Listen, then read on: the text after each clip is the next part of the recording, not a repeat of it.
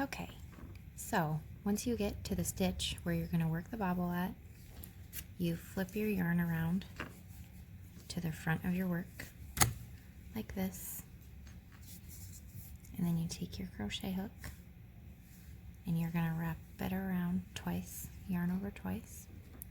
And so you can see this is the stitch below, in the row below where you're working. Move the crochet hook out of the way here so you can see better. So you're going to be working the bobble in between these two stitches here in this hole. So that's where you're sticking your crochet hook at, is right in between here where my finger is. So you yarn over twice, and then you stick it through there, yarn over again, and pull it back through, and then I'll pull that away so you can see. So you can see the stitch kind of pulled away here. Now you yarn over again, and you're pulling it through 2 loops. So you've got 2 loops left on your hook, and then you're going to yarn over, stick it right through the same spot again, yarn over and pull through. Now you've got 4 loops on your hook, and you're going to come back through 2 again.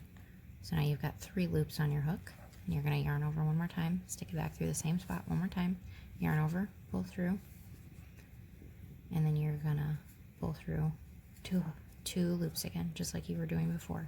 So now you have 4 loops on your hook here, yarn over once more, and pull it through all 4 of those. So now you have your working yarn here. You're going to put that back onto your right knitting needle, and then if you push your stitches up here, what you're going to do is, so here is the stitch that you worked the bobble on, and then here's your working yarn, and what you're going to do is push the stitch that you worked the bobble on over the top of your working yarn, so then you're not adding a stitch there. So now this is basically the stitch that it takes the place of the stitch you were working on the bobble. And then you just flip your yarn back to the back, and you can either push your bobble forward or leave it in the back of your work for right now, it doesn't really matter. And then you just keep knitting until you get to the next spot, and then so the bobble will looks like that.